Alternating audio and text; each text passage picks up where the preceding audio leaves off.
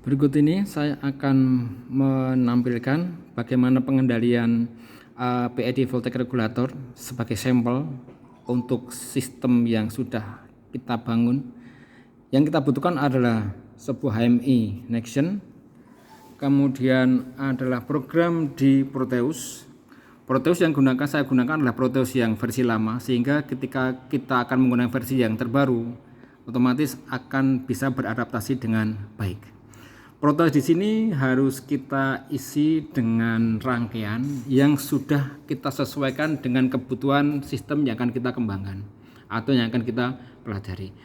Karena kita akan menggunakan PID voltage regulator, maka saya butuh Arduino tentunya dengan programnya. Kemudian kita juga butuh ADC, ya, analog to digital converter, yang nanti ini merupakan umpan balik dari PWM yang kita hasilkan, dimana kita tahu bahwa hasil dari PWM berupa tegangan yang nantinya akan kita kendalikan, dan berbagai kebutuhan komponen yang lain.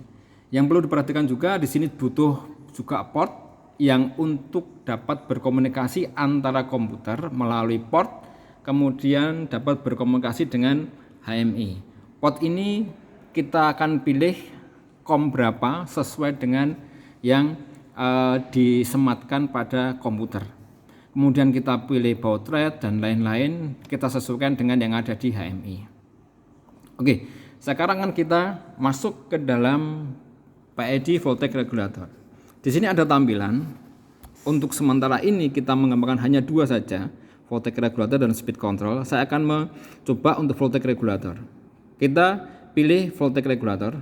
Di sini akan muncul setting point, proses value, gain proporsional, gain integral, dan gain derivatif. Kemudian juga output PWM. Di sini kita bisa melihat error yang terjadi, kemudian juga isi di balik algoritma PID yang sedang berjalan. Nah, untuk menjalankannya, setelah kita konekkan antara Proteus dengan HMI, kita tinggal play saja. Kita play, dan di sini muncul osiloskop virtual yang dimiliki oleh Proteus, dan kita bisa run di sini. Di sini saya buat setting point 13, kita bisa rubah sesuai dengan kebutuhan kita. Misalkan kita rubah ke 12 volt. KP misalkan kita rubah ke 4, KI kita rubah ke 1, KD kita rubah ke 0,1. Ketika ini kita rubah, maka akan terjadi respon yang berbeda.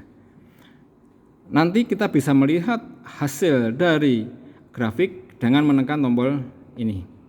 Kita bisa start di sini dan kita bisa lihat hasil dari algoritma tersebut. Hasilnya seperti apa? Nah, ini adalah hasilnya. Dan ini akan sama seperti yang ada di grafik yang ada di HMI.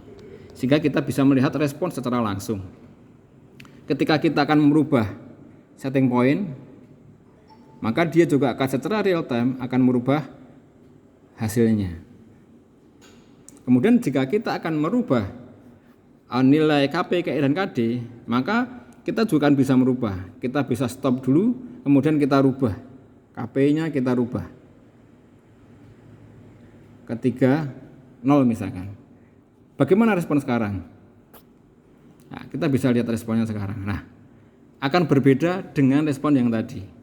Nah, sehingga dengan konsep seperti ini kita akan lebih mudah dalam menganalisis dan memahami bagaimana sebuah proses kendali itu berjalan.